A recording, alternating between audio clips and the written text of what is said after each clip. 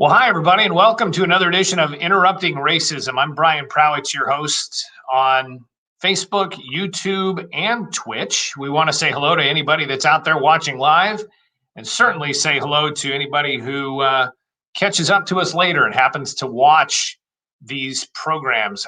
This is my effort to try and get some conversations out there into a world right now where divisiveness and anger and politics just seem to dominate everything. And what I've learned is that if you just get to know somebody and talk to them about the things that are important to them, you can learn an awful lot. And there are a lot of different points of view, and nobody has led the same exact life you have lived, nor had the same life experience. And so I am so happy to bring people to you that I've gotten to know through an organization called ALF, the American Leadership Forum of Oregon, which put me in a group of about 20 other people who were urban and who were of various ethnic backgrounds and orientations. And what I learned is that I now have 19 spectacular friends I would have never met had I not gone through that experience. And I like to share people I've met through the ALF network with you because they are Oregonians. They're leaders, and they might be able to teach you something about some of the things that are going on, or at least give you their point of view on some of the topics that maybe you see in the news and maybe talk about with your friends. So today we want to welcome to the program Martha Pellegrino. She is the founder and chief bravissima officer of Brava Point in Portland. Hi, Martha.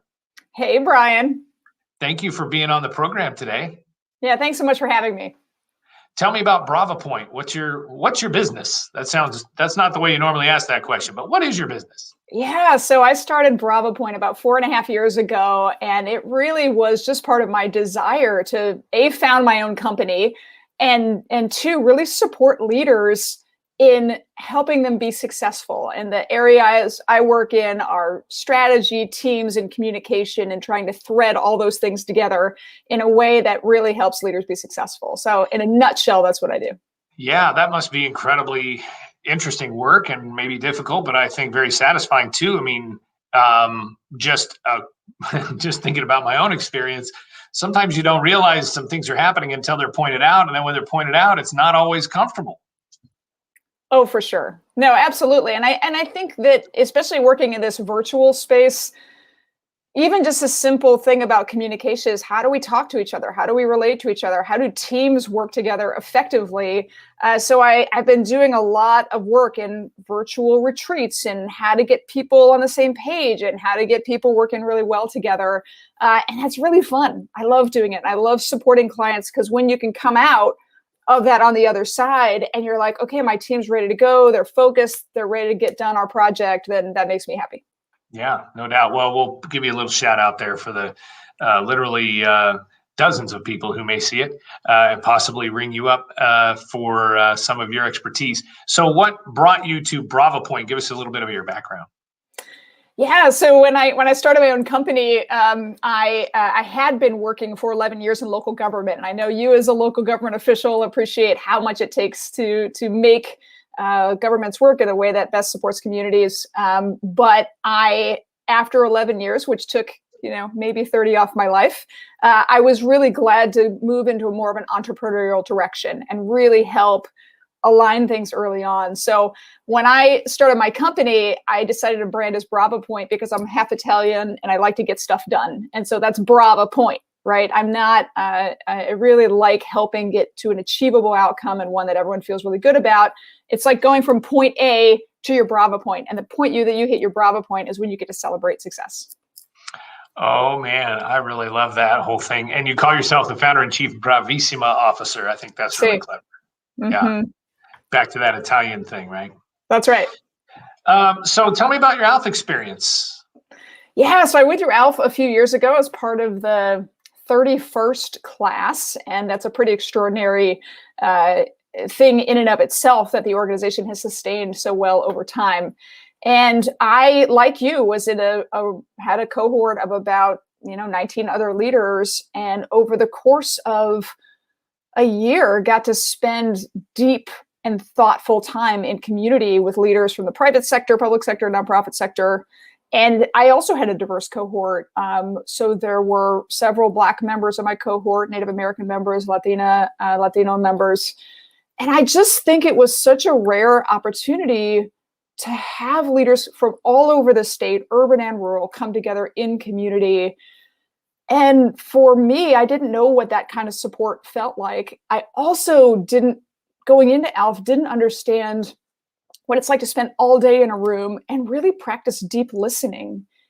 And that helped really see the experiences of other people in my cohort.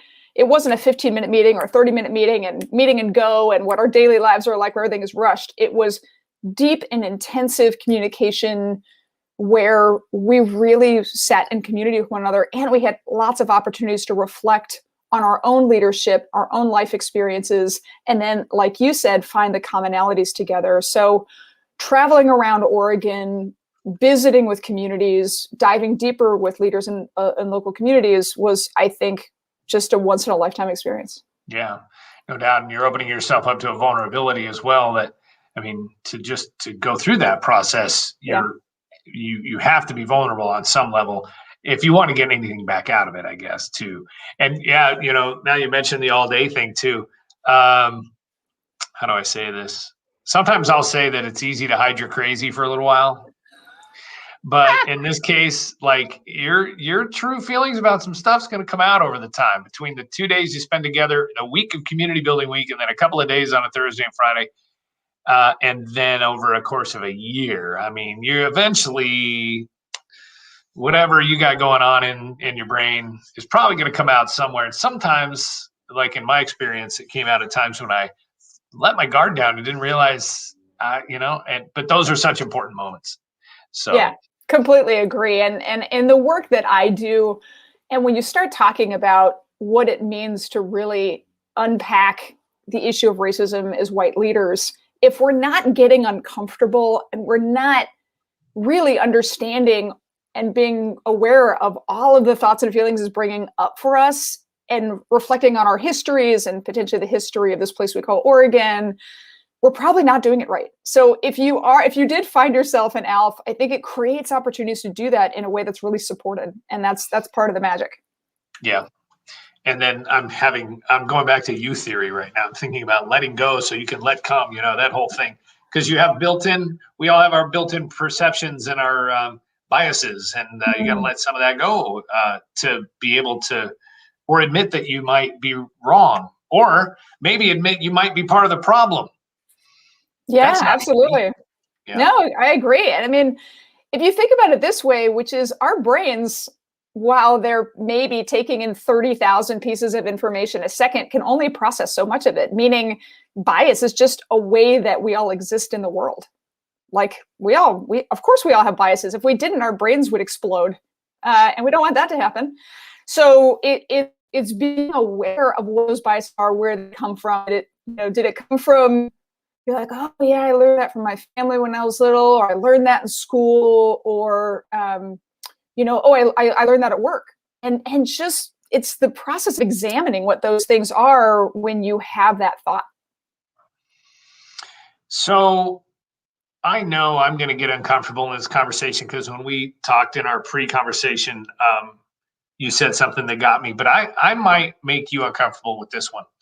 So why, and especially, I think you're the perfect person to ask this, because if you're going into, and I don't know what types of companies hire you. I don't know if it's like, do the big fancy CEOs of major companies hire people to do this kind of work who look like them, or do they hire people, do they look at a list of 8 people and then pick the one that's most like them? So they, what I'm saying? So I don't know if I'm not sure if you've had this question asked before, but I have this feeling like, okay, so I've called myself a conservative Republican. I think I'm shifting around on that. I've been telling people I know more about what I'm not right now than maybe what I am, and I really don't like labels right now. Mm-hmm.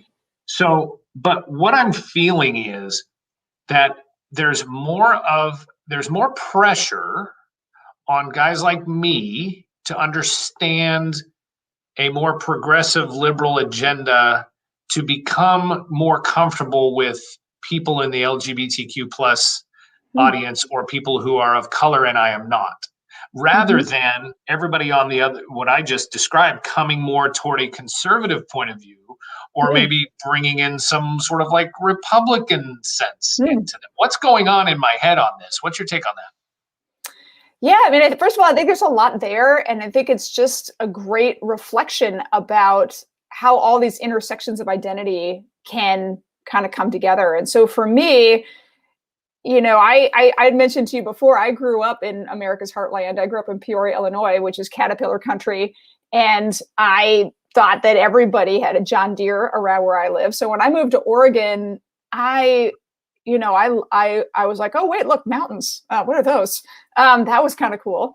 But the friendliness and warmth I felt when I came to Oregon was very similar to what I felt in the Midwest. I will say, you know, when I came out as a lesbian at, you know, kind of came out to myself around age 19 and then started coming out to my family at age 20, which was a difficult process that maybe we'll talk about another day.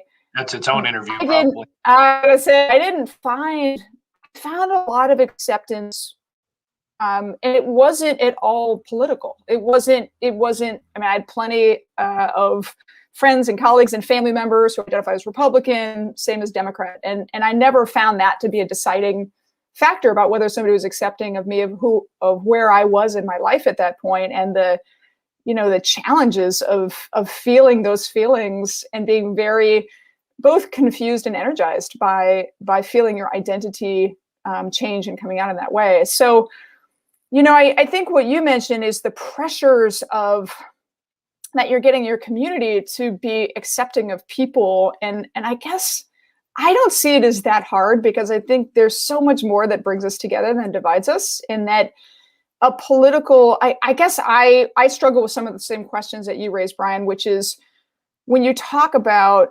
acceptance of people and human beings, and then you overlay kind of a political piece on that, that's when I think it gets problematic, candidly. The people are not the problem. It's the politics that's the problem. And whether it's racial identity or sexual orientation, I have lived through and seen a whole bunch of things in my life where I believe that if you get down to its core and people are willing to, they can connect and support each other.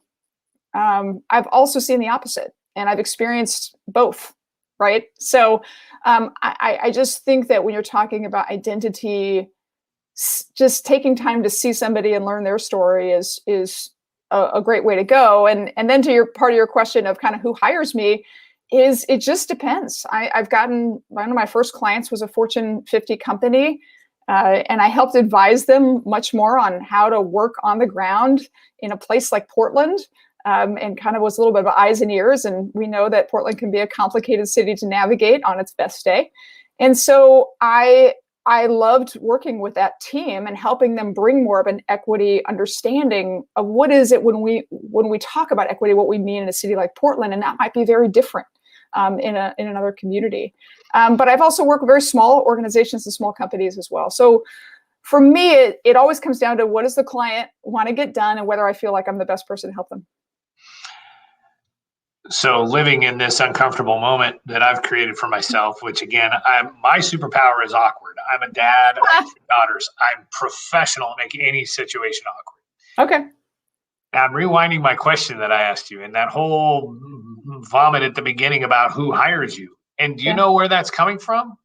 That's saying, I don't know if a white older man who's the CEO and has a board of directors who looks like a white older man around him is going to hire a gay female person from Portland to come tell him about diversity, equity, and inclusion, which in itself is ridiculous because there probably aren't that many LGBT female CEOs anywhere, let alone Portland. So of course, I mean, there are some in some organizations, and now I'm going to backpedal and look like I'm trying to fix what I've said, but all these things, like, they come out and you think about them just for a second.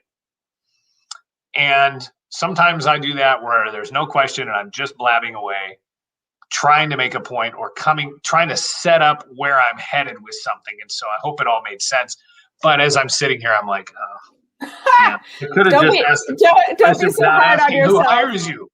Yeah, don't be hard on yourself. I mean, I actually think that the process that I just watched you use, which is just surfacing what was going on, is that's a good thing for a leader. That's not a thing. So I don't see any issue with that at all. I will say that to your question of why would a white, straight male CEO surrounded by a similar board of directors, why would they hire me? I would think, oh my gosh, that's exactly, we don't need to hire people who think the same as us, right? There are plenty of companies that can really benefit from someone who sees the world differently than them.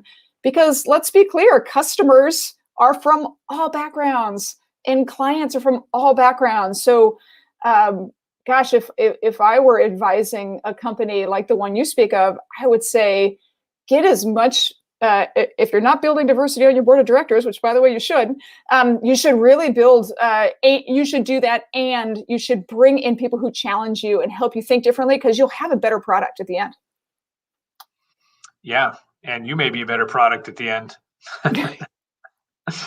All right. So I want to talk to you about some of the big social issues that you see happening in front of you. How do you include your desire to provide better understanding in a daily basis? What are some of the social issues you see that are a big deal that continually come up in front of you that you seem to be dealing with consistently? Yeah.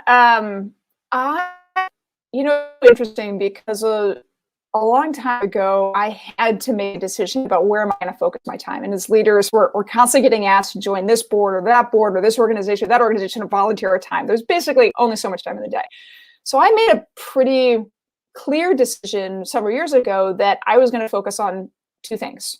I was going to focus on diversity and figuring out how to create a welcoming environment in my community, especially for professionals of color. And also focus on sort of the pipeline of leadership and making sure that there's more access to the pipeline. And I worked in policy and politics for 11 years. When I started working in the state capitol, most of the elected officials and staff were white, and that's changed a lot. But how does that change, and how do those systems work, and then who gets to make these decisions? So those are things so kind of women's leadership and creating a more diverse pipeline of women who get to participate in the decision-making process, whether that's at a corporation or in elected office, and then also really focused on diversity in my community. So my uncomfortable moment on the phone with you was, I asked you that same question, but I said, so like recently or most recently, what's the big issue that you have come in contact with? And you said, well, I try to include something like this every single day in my life. And, it really hit me. You didn't say it to put me in my place or anything, but when you said you work on this every day, you look for ways to help with equity and inclusion daily. And what I realized was my energy, my motivation, my awareness seems to come in waves, where I get really busy in this kind of work and then it wanes for a little while. We had a pretty good gap between episode 14 and 15 here on Interrupting Racism, partly due to forces outside of my control. But what had occurred to me, it was, I'm in Roseburg, where we don't necessarily see, we may have them every day, but I don't necessarily see opportunities for speaking up for people or finding some sort of equity battle to fight on a daily basis. They kind of come and go. And maybe it's because we are in a very diverse neighborhood. Maybe it's because I'm not paying attention. I don't know what it is. But when you said that you basically have these things and you deal with them every single day, I realized that that to me, that's a snapshot of privilege, actually, because I'm not confronted with major equity things every day in person. If I wanted to, certainly, I mean, I can be on the internet and do that. So So that was a moment, and I want to thank you for it. It was just a random thing that you said the way you said it, but that commitment every single day is really cool. And so I just kind of throw that open to you without really a question on it, just to point out kind of maybe the difference, which maybe that's an urban rural divide point or something. Yeah, it's so interesting. I mean, I think when we were chatting earlier, it's just I think as leaders, there's different ways that we all know we need to grow, right? None of us are perfect. And what I have seen, and I see this, and I'll speak mainly to kind of the Portland metro area because I see it a lot. I see leaders saying that they're making a commitment and they're going to stand firm and they're going to support diversity, equity, and inclusion, which, by the way, I need to pull apart because they all mean different things, but I'm not going to take the time to define them all here. But you hear it all the time. You see leaders saying, I'm fully committed to racial equity. And then the way that shows up is they're like, we have a plan. So we have some pieces of paper. We have an equity plan. We've put our equity plan on piece of paper. As part of our equity plan, we do meetings once a month, or we do lunch and learn, we do quarterly trainings for all of our staff. And that's a little bit of context, because the more that I am on this journey, and the way that I think about it is we're all on a journey, right? We're just all at different places, depends on where we are. Where I am at this journey is I realize as a leader, I need to shift that diversity, equity, and inclusion is not something I do sometimes over here. It's something that it needed for me to become a daily practice.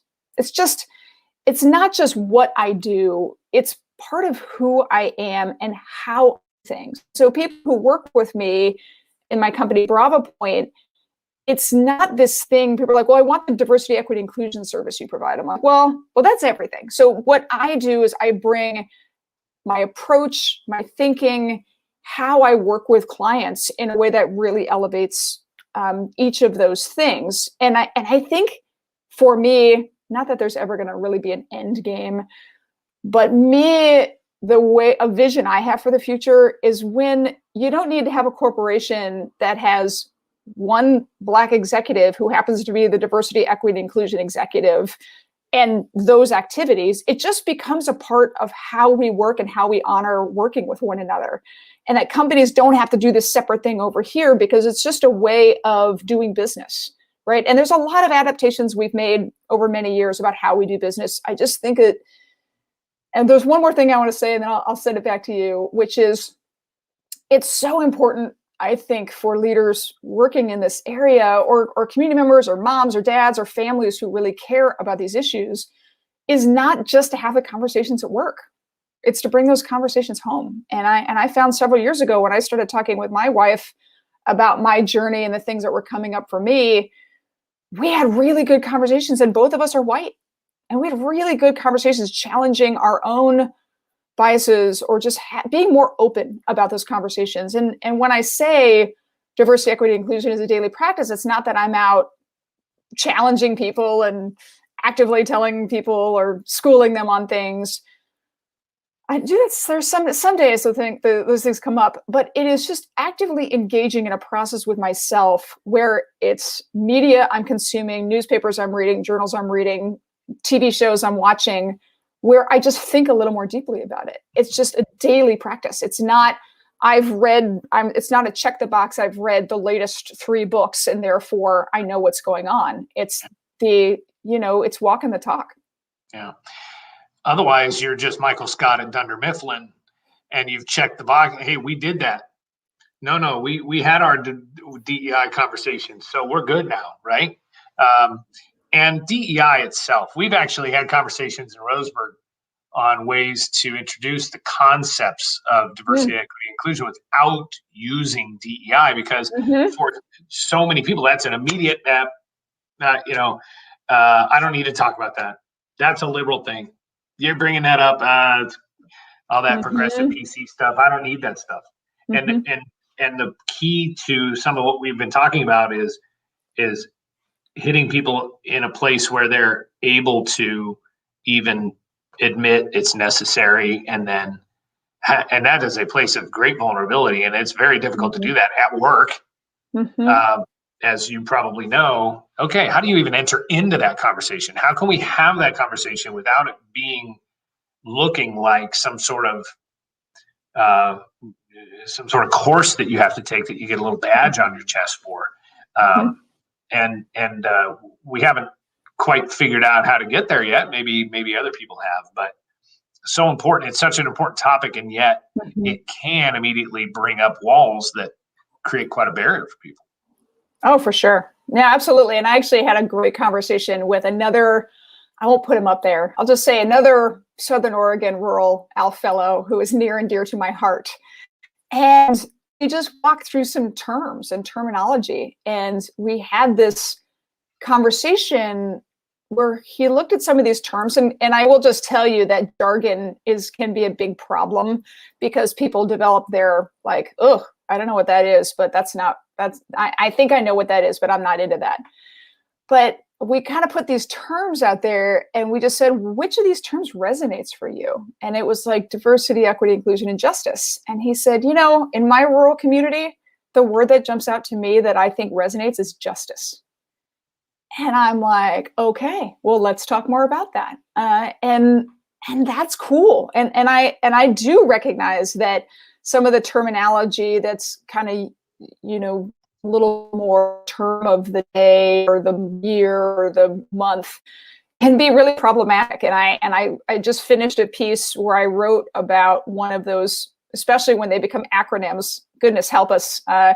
Things that become acronyms make it even worse. And just, if there were ever a time that we need to start unpacking language and then start talking about what does it mean and how does it resonate with different parts of our state, this is a great time to do it.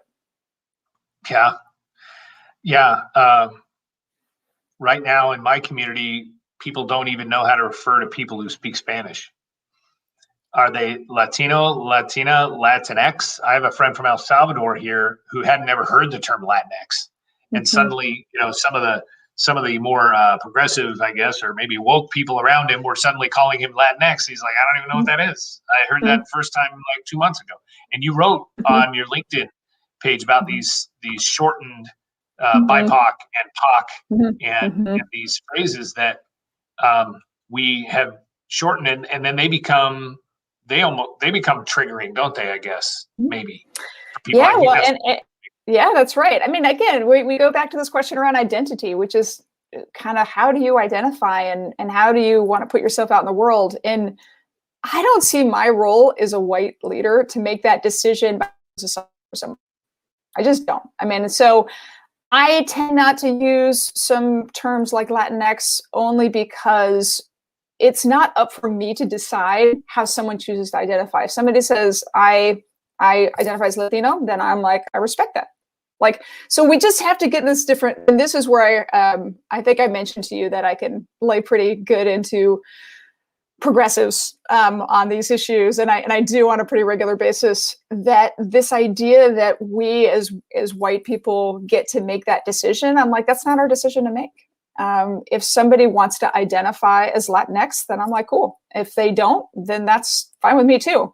We need to get better as leaders as just asking and acknowledging people's identities. And that's how we, I think, build better relationships. Yeah. So is it disrespectful or respectful to say to someone, Martha, how should I refer to you? Like, is that to me, it's a very respectful thing to ask someone. Yeah. And gives you an opportunity actually to open things up a little bit and find out. You might find out the person has a sense of humor about whatever. Well, I'm LGBTQ, but you can pick any of those letters. I mean, you can say a thing like that, and then the person goes, "Oh, okay, I guess we're over that now. That's cool." Yeah. So. Yeah, I mean, I think it's tricky, and it's probably something that we could spend a long time unpacking. I can tell you that for myself, and I often do use my pronouns. At least I don't often come and say, "Hey, Brian, I'm a lesbian entrepreneur. I'm a white lesbian entrepreneur." I don't usually introduce myself like that.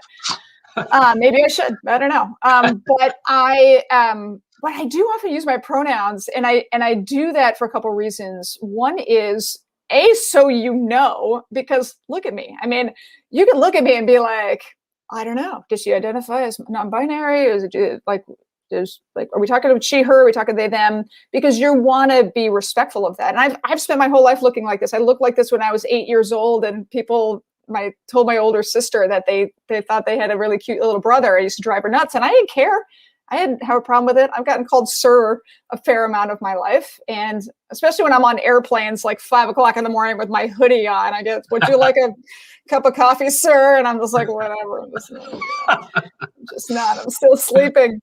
But I do that, but I also do that. So I do it to really help other people, but I also do it out of respect for how people who choose not to identify with the same pronouns that I do. And I think, again, we could have a much longer conversation, but I think it's really important because I think I can do a service to both myself and to you, and just share that. And there are times when I would say it's probably not appropriate to ask somebody about their identity. And because, but if you're trying to be in community with somebody and you have that opportunity, my advice is to do a lot of listening and make a lot less assumptions, right? Like so much that's informed the way that I think, and a lot of this has been through Alpha. I think Alpha has given me a great opportunity to do that, is I like to talk, but it's a lot better if I don't. My ears open, my mouth closed, and really just listen to what's being said to me. It's a lot of, it informs my writing, like my piece where I kind of teed off on people's overuse of BIPOC, especially when it's used in a governmental setting by white people. I do that because I have heard Black men and women say, that's not how I identify. And I don't want you to make that assumption that I do.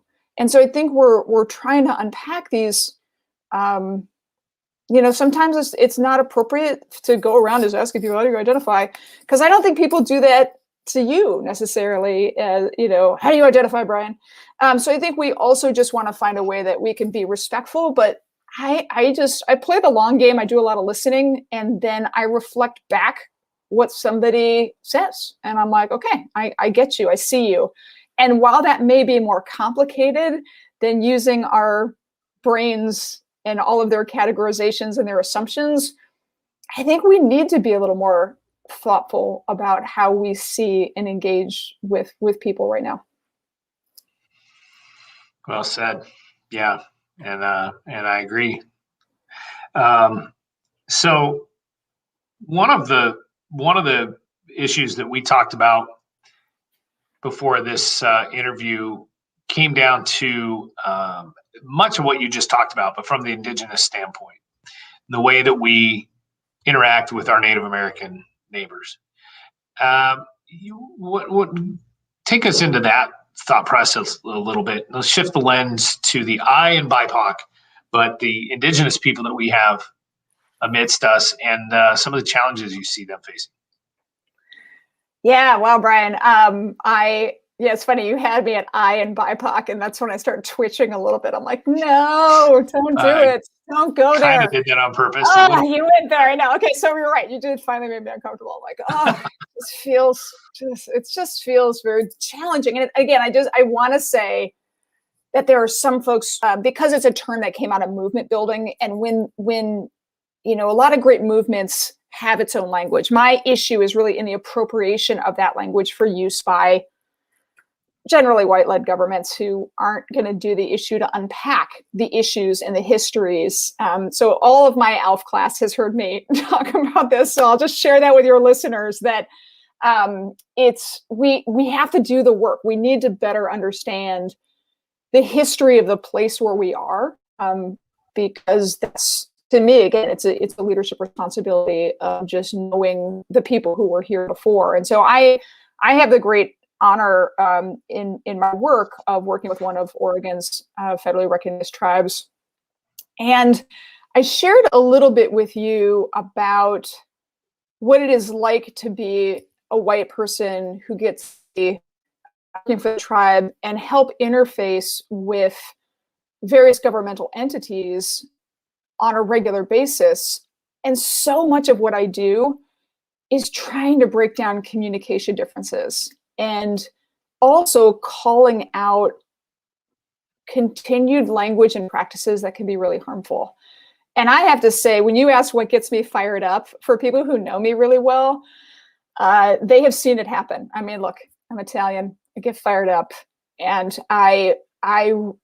it makes me angry at times to see organizations and governments that say they embrace diversity, equity, inclusion, sometimes using and weaponizing those terms to undermine tribal sovereignty. And that, to me, seemed really wrong.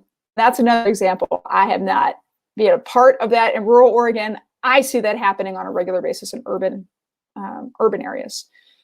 And yeah, I have days where I have tried to figure out, to explain to folks who should know better, not to perpetuate certain stereotypes or basically put people down or exclude them from conversations when they should, were in their homelands. Like these were their lands. And so that's a little bit of a window into it. And I can always get into more detail, but I've learned a lot in working closely with an Oregon tribe. Oregon tribes they play such an incredible role in our communities and throughout the state, and in many counties, as you well know, are the biggest employer. The tribe I work for, when COVID shut all the restaurants and everything down last year, they continued to pay their employees. And a lot of their employees were white folks who were living paycheck to paycheck, who had families they had to feed. And the tribe kept paying people, including tips for their wait staff, right? And that, to me, was a sign of leadership. If we can't find a way to be respectful with one another, and we're working together and see those opportunities, then we have more work to do. Here, that whole conversation comes back to the mascot, Roseburg High. There's just no two ways about it. That, to me, is probably an obvious example of what you're talking about. I think you're talking probably a little bit more subtle examples. Am I right? Gosh, at this point, it's all on a spectrum and it's all problematic. But yeah, I mean, I would say they're different but related. Yeah. Okay. But it's not just the mascot question isn't just what you're referring to. There are many other places where that dynamic is true. But having Indians as the mascot at a high school, or warriors or braves or chieftains and all those kinds of things, what is the damage? Let's just kind of go there. One of the big reasons that one of the arguments that a lot of people will make is that it does not harm our Native American indigenous neighbors the way you say it does, or there aren't examples of this. The people that are banging on the table asking us to change that name aren't from here. They don't understand our own history with that name and how important it is, which is very ironic. But what is your take on all of that, on the true impact that has on people who are Native Americans who live here? Yeah, I mean, I don't think that I am qualified to share the various harms that Native mascots have on Native American communities. And I also think that it's not a monolithic issue, but there are some problematic things that they all have in common. So what I'll do to answer your question is just speak to my own experience and tell you kind of where I've come from and where I'm at now. And that is, I mentioned that I grew up in Central Illinois. I went to college in a galaxy far, far away in Champaign-Urbana at the University of Illinois, a long time ago.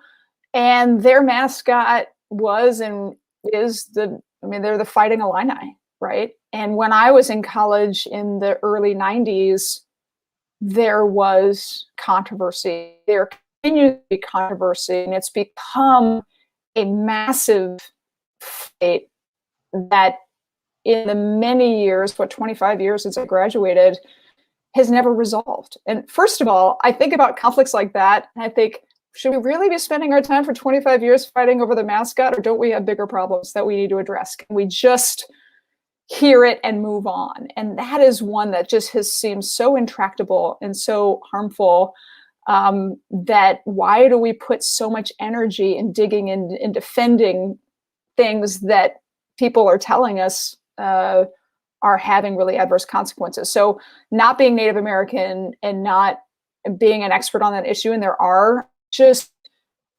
I don't want to, sometimes being a leader means knowing when an issue is not something you can opine on. But I will tell you that I do feel some shame at my alma mater, because for 25 years they've fought the same fight, and they're not moving, they're not thinking differently, they're just digging in, and I'm not impressed with that. And I will say there was a grad student, I think, who proposed a new, kind of a different way of thinking about it. I think it was supposed to be a joke, and turning the University of East mascot into Alma Otter and having this great otter being like, and I'm like, look, I live in the Pacific Northwest. I love Alma Otter. Let's do that. That's a cool idea. So yeah, I thought that was a real opportunity, but again, pretty intractable. Yeah, I think for a question like that, and I really give in your community about it, what it means to your community, I just think that doing a lot of listening, and there will be harms as a white person that are just not things that are going to resonate for me. So I would do a lot of listening and talking to the people who are most impacted by those decisions, and then make a decision, right? It's not for me about whether I am personally offended as a white person. It's like, okay, if this is an issue, let's hear more about it, and then let's make an informed decision about what we want to do. And I think it's okay to take a mulligan and say we made a mistake when we had this mascot, but because it does perpetuate harmful stereotypes, and it's another one of those, if you think about it on a bigger scale with the Cleveland Indians, or in a pro team, is you have a lot of generally white people owning these franchises who are making lots of money off of stereotypes of Native Americans. And just from a business standpoint, that to me facially seems wrong. It's like, who's benefiting? Who's making the money? What are they doing? What are they selling? What's on the t-shirts? And that type of cultural appropriation is something that I just don't think we should be making money off of other people's cultures in a way that really doesn't in any way reflect or benefit them. I think your answer on your qualifications to answer that question is spot on. And I appreciate that answer. I know it's a topic that that's close to your heart, if you will. It's important to you, but I just want to tell you, I appreciate the way you handled that question. And I think we'll be talking about it more as we continue with Interrupting Racism episodes, because in some ways that's the name of this program, and in some people's opinion, that's what we're seeing with that particular topic. So, well, our time is sort of drawing to a close. What are a couple of things that you just really want to make sure you get to say? You have an open mic to the world. What are a couple of things that are just really important to you that you'd like to share before we close out the program? I think first, I'm just really excited, Brian, that you and your viewers have this forum to talk about these issues. I think it's so important that these are conversations we need to have, and I love that that you're leading these conversations in rural Oregon. I think there's a huge opportunity to really get all of us to think differently, so we can have cities and communities that are more welcoming to everyone. And ultimately, I think that's the goal. But one thought, and I kind of mentioned this to you before we went on today, and I will tell you what my biggest aha moment has been in the last year. That's a big statement. And there's an article and an op-ed that Kareem Abdul-Jabbar, for all of you basketball fans, I watched him play with the Lakers when I was a kid. And he wrote an op-ed right after the murder of George Floyd in the LA Times. And he explained racism in a way that I had never thought about it. And it was another ALF classmate of mine who shared it with me. And he basically says that racism is like dust in the air. And just paraphrasing, it's like you can shine a light on it. It's part of the air that we breathe. And sometimes it's choking, but it's always there. And it really got me thinking, it's like once you shine a light on it, you can see it everywhere. You can see it in our systems, you can see it in our relationships, you can see it in how we communicate. Whether me as a white leader feels like I have the ability to ask somebody a question about their identity and feel entitled to do that. But I think we're at this point where we just have to do a lot of reflection on, okay, who built these systems? Who designed how we vote on things? Who decide, how were these decisions made, and who do they benefit and who do they hurt? And that for me is a great opportunity to do better as a leader and make reflection and true kind of critical thinking that turns inward into myself. What am I doing? How are my actions perpetuating this? And maybe we can get to a point where we all have greater awareness around it. That's really good. Thank you very much for that. We'll find that link. We'll put it in the show notes below this episode on YouTube and Facebook, and we're on Twitch now. So for all you Twitch folks out there. And by the way, if you see this on Twitch, please, would you just leave a note? Would you just say something like hello or you exist? Or that you saw it there? That'd be interesting. But I just appreciate your time and your perspective. Thank you for the kind words as well.